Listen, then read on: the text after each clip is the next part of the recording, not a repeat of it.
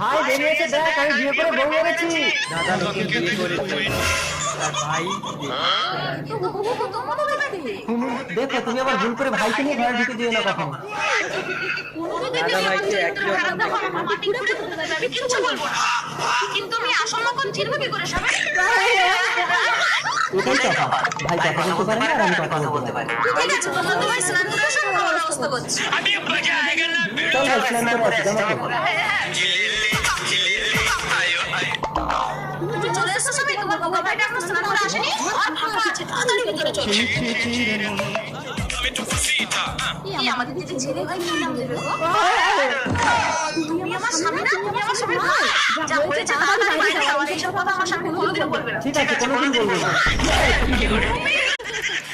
তোমরা তাহলে কিছু ভুল করে ফেলে তাকে এমনি চাপা দিয়ে দাও নাকি? কি করবো, সত্যি হবে তো।